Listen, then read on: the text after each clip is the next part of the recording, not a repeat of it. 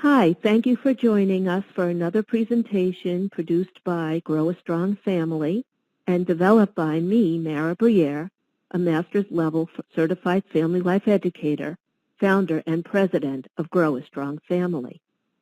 Today's presentation is how to communicate more effectively.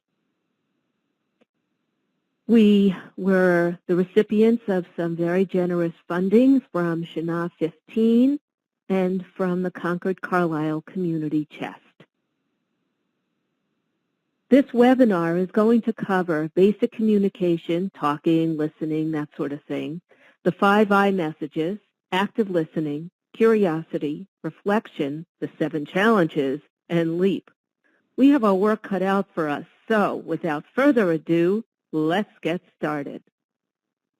There are various venues for communicating. We know about talking and texting and emailing and tweeting and using our messages on our smartphone, perhaps through Facebook and other accounts.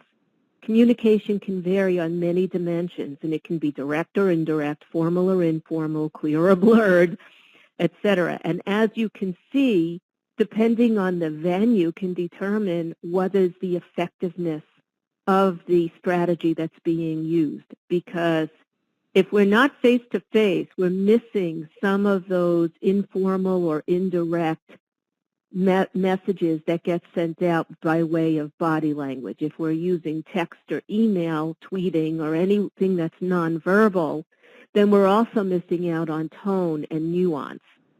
So that's one of the reasons that emojis became formed, because with emojis, you can modify the intent of the message. It's kind of a way of providing body language without providing body language. Communication can be passive, aggressive, or assertive. Passive communication is when the needs, the feelings, the preferences, the wants are not expressed. Sometimes the language we use to describe passive communication is, are you wanting me to read your mind? Am I supposed to try to figure out what you need or how you're feeling when you don't express it in a more external or explicit manner? In aggressive communication, the needs and the feelings, preferences, and wants are expressed without regard to the other. They're often undiplomatic, tactless, rude. There's a lack of sensitivity to how the receiver might hear what's being said. There could be a sense of blame or defensiveness that goes along with aggressive communication, which means that the recipient may not even identify what's underneath the intent of the communication, which is to have an honest and open expression of whatever somebody's needs, feelings, preferences, and wants are. In assertive communication, we express ourselves in a respectful and collaborative way. We want to send out a message that the other person can receive and respond to appropriately and send that message back to us. That is the ideal of healthy communication. When we talk, we have to be thinking carefully that each time you say something, your message contains 2 parts. One of the parts is what you say, the content, the intent, and the second part is how you say it, or the style. For example, when we use the word fine, sometimes we'll say, okay, how are you feeling today? I'm feeling fine. Or you could say fine, or you could say fine. Everything is determined by a combination of content, which is fine, and how you say it, the style. If you say, oh, I'm fine, but in a whatever, then somebody is going to think, oh, she may not be fine. Or if you say it in the fine, are you angry about something? Or fine, oh, okay, so you're having a good day or you're in a good place. So when you look at the word fine, you can look at all of the different ways that it can be said, and that's just one word, never mind a content-laden message that has more than one word. There are some basic guidelines for how to have a conversation or to communicate effectively with other people. And these are 6 basic ideas to be thinking about in terms of the guidelines. The first one is explain the kind of conversation you want to have before you launch into the talk. You've heard the proverbial, I want to talk to you. Well, the first question that comes up in anybody else's mind is, uh-oh, what about? So instead of making it a guessing game, just come out and say, I'd like to talk to you about what we want to do for the summer vacation. Or I'd like to talk to you about what it means to be sharing a living space. Or I want to talk to you about when the bills have to get paid. Whatever it is, finish the sentence.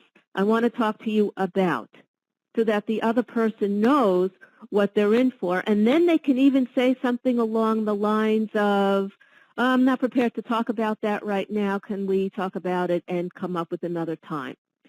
But if you just say, I want to talk to you, then somebody is left with being in a more defensive place because they don't know what your intent is. So the very first guideline is to explain the kind of conversation you want to have before you launch into it. The other thing we say is a good guideline is say what you mean what you say, but don't say it mean. There are ways to communicate even very difficult content in a way that is kind yet firm, and you want to really aim for that. You want to say what you mean and mean what you say, but you don't want to say it mean. If you say it mean, all they're going to be hearing is mean. They're not going to be paying attention to the content. So how you say it is very important if you want them to hear what you're saying. KISS, keep it simple, sweetie. Or, as some people say, keep it simple, stupid. I prefer sweetie. So you want to keep it simple, especially if it's something that is difficult to say to somebody else. You want to have it broken down. You want it to be content that is meaningful, and you want to be delivering it in a way that the other person can hear it without getting defensive or offensive. You always want to speak from your own experience. This is what I understand. This is what I heard you say. Is this accurate? This is what I'm hearing. This is what I thought you meant. If you say it that way, you're not accusing the speaker of speaking unclearly. What you're really indicating to the speaker is that you're trying to understand what it is that they're saying so that you can respond in an appropriate way, whether it's through action or ongoing dialogue. So you're looking for clarity. So it's important to speak from your own experience, not, you didn't say it clearly enough. No, that's not at all a way that we want to go for clarity. The way we go for clarity is, I'm not sure that I really understand. This is what I heard you say. Is that right? Stay in the now. The past is over, and the future hasn't happened yet. If you stay in whatever the issue is today and right now, rather than using terms like you always or this has been going on since, that's not useful. If you want to resolve a problem, the only way to be effective at resolving the problem is to look at what it means today and what you want to do about it now. You don't want to talk about a future that hasn't happened yet because there are too many variables that are out of everybody's control. And we're going to be using the 5 iMessages, which we are going to be talking about in a minute. The 5 iMessages. Very simply, it's taking what used to be 3 and turning it into 5 for a more complete statement of need, want, desire, whatever. So you start with when I saw, heard, what are you seeing, hearing, or otherwise sensing? You want to stay very concrete here. So that's the very first step. When I saw the dishes in the sink, for example, I felt, what were you feeling? I felt happy, or I felt irritated, or I felt annoyed, or I felt calm, whatever it is. Because and then you put down what you need, you want, whatever it is you interpreted, because of what you're thinking about it. So, for example, when I saw the dishes in the sink, I felt happy because I guessed that you would come back from your trip. That would be one way to look at it. Another way is when I saw the dishes in the sink, I felt irritated because I want to start cooking dinner right away. And number 4, this is what I want, or the action, information, or commitment I want from the other person. And I want you to tell me all about the trip, or I want to ask you to help me do the dishes right now so I can cook. And then what we're doing. So the full 5 iMessages, when I saw, heard, whatever it is you're seeing, hearing, or otherwise sensing, how did you feel? What emotions are you feeling? Because what do you need, want, interpret, associate? What are your expectations about that support your feelings? And now this is where we get into what we want from the other person. So the first 3 messages are all about me. This is what I picked up or I sensed. This is how I feel about it. This is what I need from this. And now what I want from you is so that. Because if you don't do the so that, why would they invest in resolving whatever the situation is? So the full 5 iMessages, when I saw the dishes in the sink, I felt happy because I realized you'd come back from your trip, and I want you to tell me all about it so that I can understand where the postcards came from. Or when I saw the dishes in the sink, I felt irritated because I want to start cooking dinner right away, and I want you to help do the dishes so that dinner will be ready by the time our guests arrive. So it really depends on where I am and what my needs are in order for me to ask you to do something and then give you a reason to invest in doing it. And that is the 5 iMessages. It's a very nice strategy because it doesn't accuse. It comes up with, this is where I am, and this is a solution that I've come up with. It also means that the other person may say, well, I didn't get a chance to do the dishes because I came in really late and I was exhausted. And they might even say, and I'm sorry I left them in the sink. Or you might have somebody in your home who would say, well, I didn't do the dishes because I didn't feel like doing the dishes and I'm not going to do them now. In which case you can say, oh, that's too bad. Not your best decision. And then when you go ahead and do the dishes and prepare dinner, they're not invited to join you for dinner. Or whatever it is that the consequences that make sense for you and your family. But at least you're developing the idea of expressing yourself in an honest and direct way, asking for what you want and need, and then you can come up with solutions based on the responses that you get. In active listening, which is the other part of listening and talking, it's how you listen has a measurable effect on the quality of information the other person expresses. So, for example, when we hear what somebody says, we're really not paying that much attention to what somebody is saying. However, when we're listening to what somebody says, we're actually focused. We're paying attention. We're intentional. We want to be listening to what they say. We want to hear what it is that's going on with the other person, what is the content that they're trying to communicate. Active listening skills are about observing, noticing, paying attention, being intentional. It's about having an attitude of inquiry, who, what, where, when, how. We don't ask why. We don't need to ask why. So you're actually listening for the basic newspaper-related facts, who, what, where, when, how. Listening is not about agreeing. It's about getting information, coming to understanding. It's about connecting. It's also what we do when we say, we use neutral words like, and then. And then this is also the time that we might say, so for now, this is what I hear you saying, do I have it right?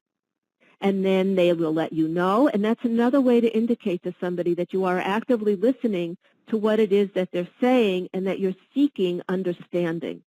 Because that's the part of it that's really important, is to be seeking understanding. Communication means I say something to you, you hear it, you respond back, I hear it, and vice versa. So again, active listening is about observing, inquiring. It doesn't mean agreeing. It means you're looking to understand. And we often use neutral words like and then. When we've been curious, we basically restate what we've heard so far. Like I've been saying, we paraphrase, or this is what I understand that you said. Do I have this right? It seems to me that this is what you said, but I'm not sure. You can even ask open-ended questions like, tell me a little bit more about this. or about that. You can mirror the speaker's feelings as they are speaking, which isn't a bad idea. We do it oftentimes non-verbally. We're nodding our head up or shaking our head no, or we're opening our mouth, or our eyes are getting bigger or smaller. When a lull appears in the conversation or in the monologue, you can summarize. That's a good time to say, so far, this is what I've understand you to say. Let me just summarize it, make sure that I have it right. And if you don't, you'll be corrected, but it will be with the aim to help you understand because you have asked for that. And then before you ever say anything in response, appreciate the sharing. Thank you for letting me know all of this. This is very helpful to me. This really helps me understand. I now have a better idea of where you're coming from. Focus on what is presented, whether it is a problem or needs or interest. Don't focus on what is not presented because then the other person will feel like you didn't pay attention to them at all. And that's not what you want it to be. Examples of what curiosity looks like or sounds like to the other person. This is what I'm hearing. So, to paraphrase, open-ended questions invite more discussion. Questions like who, what, where, when, how are all good ones to start with. We always stay away from why because that will just make the other person feel defensive and that I have to come up with a rationale for what it is that I'm trying to communicate with you. And that's not really the best way to have a conversation for understanding. Mirroring is identifying the feelings the speaker seems to be expressing. It is helpful to name it. So, for example, it seems like you're very angry. Is that right? Or another way you can do it is as they're talking and they're getting very animated and very excited, you might say, this is something you seem really passionate about. And then let me summarize, as I said, and thank you for being willing to share your thoughts with me. This is much better than thank you for sharing because thank you for sharing sounds as insincere as it might feel. It seems that there is a problem to be solved.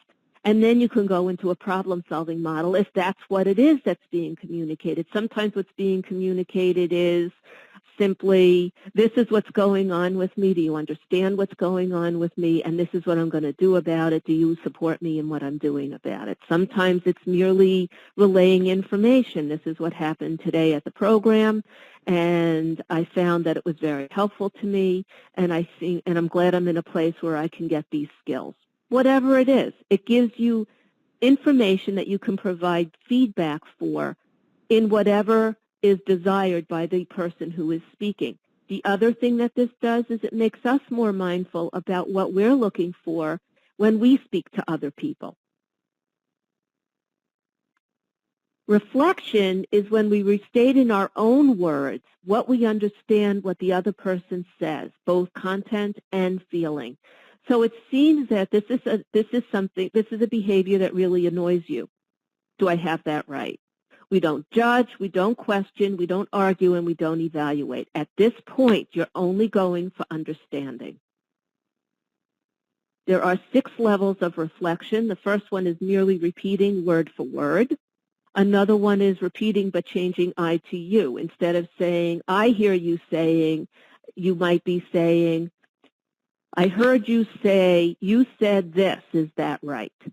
Repeating part of what is said but not summarizing. Summarizing what is said in your own words. Summarizing what is said and expressing feeling. When we do that, we might be saying, so this is what I heard you saying, and it seems to me that this could become a bigger issue further on down the road since you seem a little annoyed to begin with. Interpreting what is said or felt, expressing a feeling of which the speaker may not be aware. The 6th level of reflection is really only a valuable tool if the other person seems open to responding in an appropriate way. If not, let it go. Don't use it.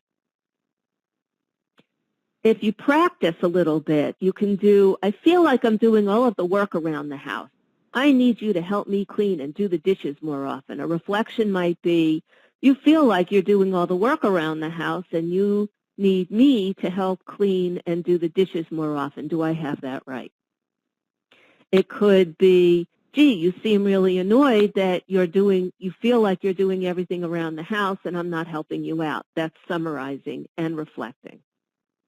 Another one, I've been worried when you don't answer your phone. I always think something might have happened to you. Oh my goodness, I hear this all the time from families about their loved ones, especially when their loved ones are symptomatic. And a reflection on that could be, so you worry when I don't answer my phone. And because I'm not answering my phone, you always think something happened to me. Sometimes I don't answer my phone because I'm busy at doing something else. How much time do you let go by? Those are all good reflections because you're hearing what the other person is saying, yet you're giving a rationale that might make sense, and you're asking what would be a viable time frame for me to reconnect with you. Okay? I don't understand what she wants from me. First she wants one thing, then another. So this could be, so you don't understand what she wants from you. First she says one thing, then another. Gee, that sounds awfully confusing. So those are all reflections. I'm not judging, I'm not criticizing, I'm not giving an opinion. I'm merely taking what is presented and either interpreting it, restating it, paraphrasing for it, or even coming up with a solution, depending on what it is and who it is. The tone of voice you use for reflections is important. Use a tone that comes across as a statement with a bit of uncertainty. So a little lilt in the voice at the end could indicate a question. So it's something like, so this is what I hear you saying. Is this right? Do I seem to understand? Did I get it? Your goal is to express, I think this is what you're telling me, but correct me if I'm wrong. That means that you're really paying attention and that you're listening with intent and meaning and that you want to participate in the discussion. Your reflections don't have to be perfect. If the other person corrects you, that's good. Now you have a better understanding of what they're trying to say. So certainly this is not the kind of a strategy you're ever going to use with somebody you don't want to have an ongoing discussion with. But if you want to have an ongoing discussion, it could be about, for example, medication, seeing a therapist, going to meetings, going to program, participating in the household, contributing to the well-being of the rest of the family, whatever it is, then you usually do want to have some kind of a conversation, in which case reflection and the 5 iMessages are very effective and useful tools. Other tips are to try to reflect emotions, even if the person you're listening to didn't clearly describe them. You may be able to pick up on how they feel by their tone of voice or body language. Because if you can reflect the emotions, you're helping to create clarity so that they can get a sense of what it is they're really trying to say and how they really feel about it, and how easy it's going to be or not to resolve whatever the issue is if there's an issue, or to come to a greater understanding of whatever it is that's going on. So focus on reflecting the main point. Don't worry too much about all the little details, especially if the speaker has a lot to say. So, for example, with one of my loved ones, medication tends to be an issue. She tends to have a lot of reactions to it, and not being on the medication at this point is not an option for her without being rehospitalized, and she knows this. So what we talk about a lot is, how is the current medication working for you or not working for you? What are the side effects? How are you managing them? And I say to her things like, this is what I hear you saying. I hear you saying that it's really annoying to live this way with constant side effects, that you want to be on a medication because you're not perseverating, you're thinking more clearly, you're able to get up and do your day. But you don't like the achiness or the fidgetiness or the feeling of achiness or fidgetiness, even if there's nothing to verify it because we've gone through the medical route. So we're focusing on the main point. The main point is the medication and the side effects, and we're not going to focus on the particulars because not being on the medication is not an option at this point. Other tips are to switch up your phrasing. Otherwise it does sound forced, and the last thing we want to do is have it sound forced. We always want it to sound like we're actively participating. I hear you saying, it sounds like you feel, you're telling me that. And this is something I practice with this loved one quite a bit. What I say to her is, I hear you saying that it's very hard to live your life where you have to be on medication and that there are always side effects with these medications. It sounds like you feel kind of caught between a rock and a hard place because you know you have to take them, but none of them have been really comfortable for you for any length of time. And you're telling me that it's hard to live this way. So I hear it. I'm not agreeing or disagreeing. I'm not even coming up with solutions. I'm merely coming up with a way to let my loved one know, I hear you, I'm paying attention. This is a wonderful, wonderful workbook, the 7 Challenges workbook. It is free online, and you can get it on our website under the Communication tab on the How-To presentations. It's called the Cooperative Communication Skills for Success at Home and at Work. It is a structured, intensive exploration of 7 challenging skills for a lifetime of better communication. It's absolutely wonderful and has great ideas and exercises.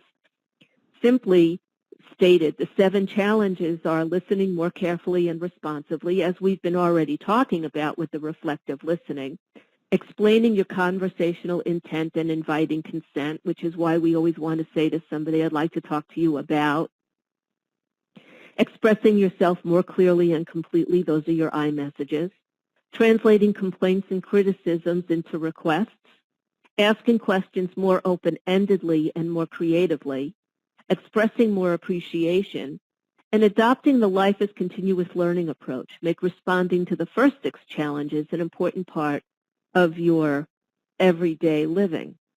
We're going to go through the challenges in a little more detail. Challenge 1, listen more carefully and responsively. If you listen first and acknowledge what you hear, even if you don't agree with it, before expressing your experience or point of view, you are already engaged in a constructive, effective conversation.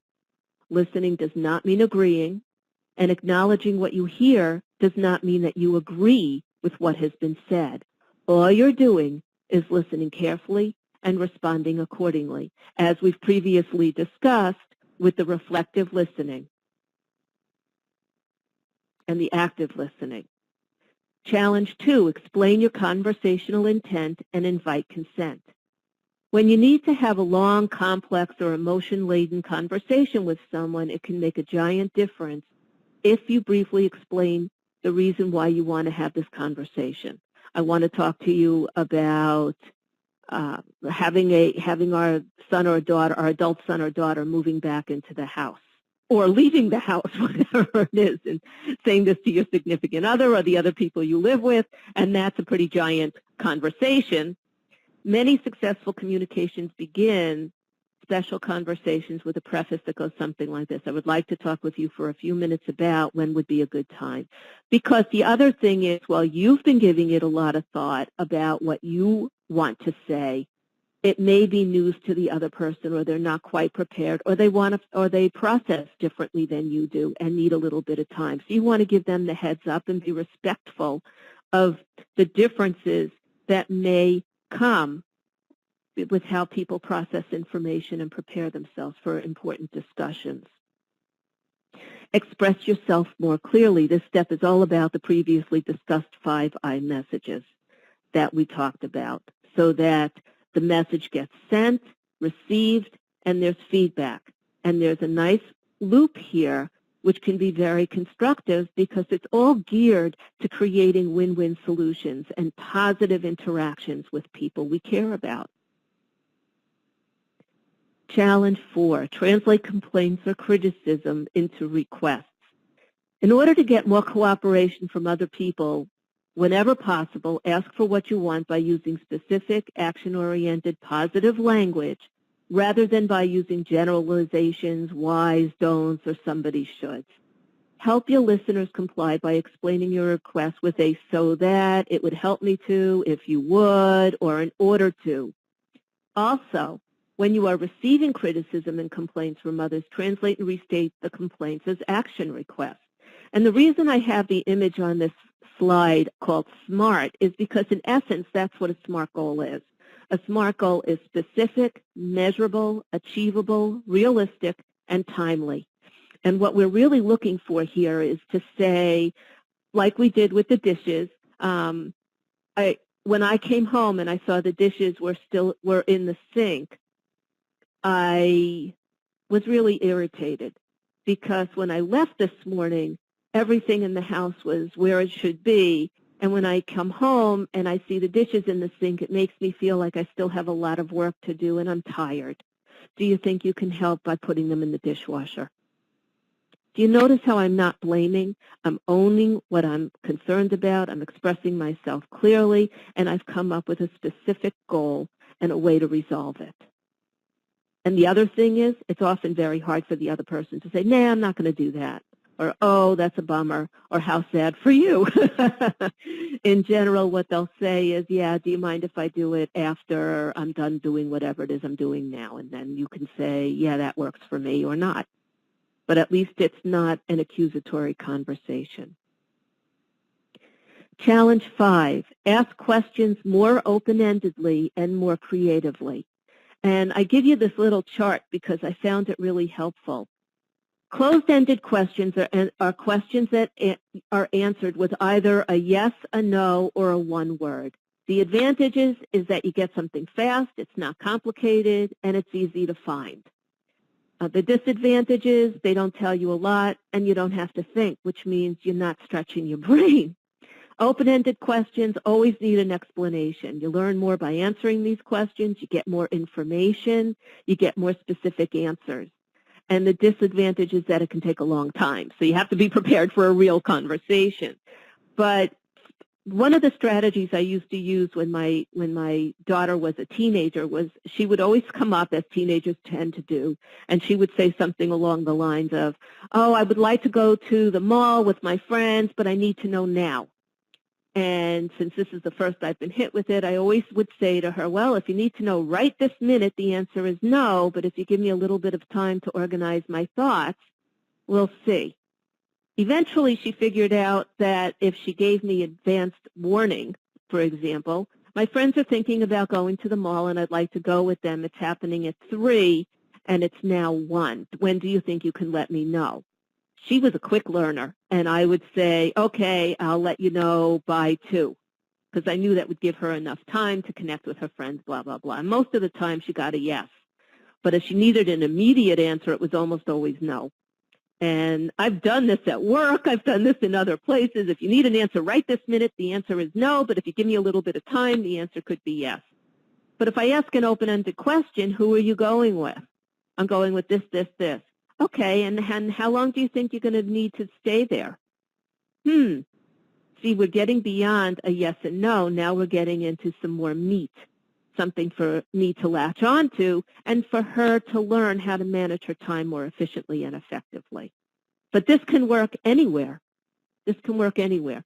I've done this with a loved one who was on thyroid medication, and I would say to her, so what is your schedule for this? Well, I don't really have a schedule. Okay, so that means you could take it any time of the day? Well, I'm supposed to take it an hour before I eat first thing in the morning. That's how I learned that one. So open-ended questions, very, very effective. Challenge 6. Satisfying relationships and a happy life require us to notice and respond to what is delightful, excellent, enjoyable, work well done, food well cooked. Appreciation, just saying thank you, is a very, very nice way to stay connected, and all it takes is a thank you, a sense of appreciation, gratitude. Not only does it improve our relationships, it improves our life, because when we go through life with an attitude of gratitude, we notice the little things that make a big difference in our day rather than the little things that get blown up that can blow our day. And all it is a shift in consciousness, and we want to be able to say it strongly enough and verbally enough and often. For every criticism you make, there should be 7 surround words of gratitude. At the very least, it should be sandwiched like an Oreo cookie where the criticism's in the middle, but the chocolate is on the outside, and it's sandwiched between 2 good things for the 1 negative. So, for example, it could be, I really appreciate that you did the dishes, and I find that it helps to use soap when I wash the dishes. Nonetheless, you made an excellent effort. There, the criticism was you didn't use soap, but the fact is you showed up, you did it, and you can do better. And that's easier for people to hear, and it's also a way to eliminate some of the irritation because of how we framed it, because we do appreciate that the effort was made. Do you see? Yeah, of course you do. At Challenge 7, adopting the life as continuous learning approach. What this means is that if you can incorporate the first 6 challenges, you're going to be practice, practice, practice, practice, practice, and you'll get really good at it, and occasionally you'll slip, and then you get back up and you practice, practice, just like with any other skill in life. In order to make it our own, we do need to continuously practice it. So you will, if you embrace the 7 challenges in more effective communication, then you will learn how to practice and when to practice. And the other thing that I've done often is if I really am irked about something, I would even write it down. And if I could even role play it with somebody, I'll do that because that works for me. You'll know best what works for you. Now, the LEAP program was developed by Dr. Xander Amador, and he really took very good social psychology and effective communication techniques and kind of merged them in this wonderful way that's very accessible, especially to families that are uprooted by mental illness. So LEAP basically means listen, emphasize, agree to disagree, and partner. And we've already talked about the active listening, the reflection. And so we say even to delusions, anosconia, which is when somebody doesn't have insight into their own status and desires. We repeat back what we've heard without comment, defensiveness, or contradiction. We kind of just go with it because for the other person, this is real. So we want to go with what their real is and go from there. Delay giving your own opinion. I'll tell you what I think after I hear more about whatever it is that our loved ones or people are saying to us. I want to hear more about this because I'm learning a lot. Can I tell you later what I think? If they're interested? And so we really want this to be, especially because if we're employing LEAP, typically we're employing LEAP because our loved ones don't believe that they're unwell. They may not be taking their medication. They may not be taking it appropriately. They may be blowing off seeing their therapist. They may be blowing off going to their programs. They may be relapsing. So we basically want to start with, or we always start with where they are. So we have to pay attention to find out where they are. And we don't want to give voice to our concern yet or to what we think about what it is that they're sharing quite yet, because we want to fully hear what it is that they have to say. When you finally give your opinion, we use the 3 A's. We apologize. We always start with an apology because what they may hear from us could be what they don't want to hear from us. So my views might feel hurtful or disappointing. And we want to apologize that because that is certainly not our intention. We want to acknowledge that I could be wrong. So we want to acknowledge our own fallibility. I don't know everything, and I could be wrong about this. Maybe you not being on this medication is the best thing for you. I don't know. I do know that so far what I've seen is that when you've been off your medication, you seem to be spending more time alone in your room. You seem to not be getting out of bed. You're not showering. You're not getting together with your friends. You're not going to work. So I could be wrong, but it seems like you might want to consider other options. If you're not going to take that medication that the doctor prescribed for you, perhaps they can give you something else that would have fewer side effects. And agree. I hope we can just agree to disagree. I respect your point of view, and I hope you can respect mine. When we approach it with these 3 A's, apologizing because we don't want to hurt them or disappoint them, but it might happen by us sharing what our thoughts are. We want to acknowledge that we're not perfect. We do make mistakes, and this could be happening now. And we also want to agree to disagree respectfully. And then the E for the LEAP is empathize.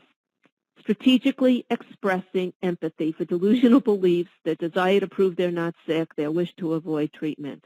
Basically, what it would look like is, I can understand why you believe that you're not well. I can see where you would come up with that. And I know that I wouldn't take medication either if I didn't think that I was well. Again, we agree. We discuss only the perceived problems or symptoms, so we only stay with what is presented. And this has been a theme throughout this talk, and it remains the theme. Don't talk about the things that are undercurrent or that you've shared with other people or that you seem to be picking up from them. Take people where they are. This is what they're able to handle, and this is what they have acknowledged, so it's what they're willing to work with. Review the advantages and disadvantages of treatment, medication, whatever it is. Reflect back and highlight the perceived benefits, and agree to disagree. I could be wrong. This could not work out for you at all.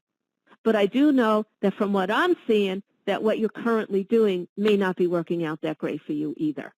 And then we partner. We move toward the goals we both agree can be worked out together. It may be something as simply of, well, you've had a really hard time making your bill payments on time, and you're concerned about losing your housing.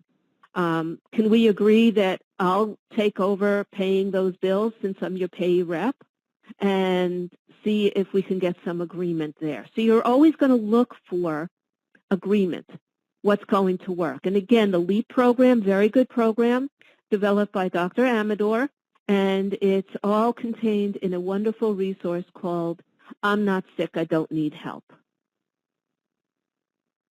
This webinar covered basic communication, talking and listening, the 5 iMessages, active listening, curiosity, reflection, the 7 challenges, and LEAP. For more resources, they're on our website, and they're all available for you to download and to look at. So feel free to visit our site, growstrongfamily.org. And the LEAP Institute is a wonderful website anyway, so it's worth it to go visit there. And as always, when best laid plans fail, stick to your normal routines as much as you can. Eat and drink in moderation. Plan on exercise, especially nature time. Research is consistently informing us of the benefits of 20 minutes a day in the natural world with trees and flowers and birds, etc. Make sure you have a plan B and a plan C in place for the unexpected. Keep music that you love on hand and listen to it when you need to, and especially when you need to calm down or you need to scream at the top of your lungs. Prioritize your time, activities, and commitments. Do what you want to and can. Carefully examine the shoulds, must, and have-tos. Most of the time, those are based on other people's agendas and not yours, so you might want to carefully examine those. And last but certainly not least, take good, loving care of yourself. If you'd like more information on Grow a Strong Family and what we can offer you, please visit us at growastrongfamily.org. And as always, take what you like and leave the rest. We thank you for participating in this presentation of more effective communication. Until next time, please visit growastrongfamily.org often. Thank you.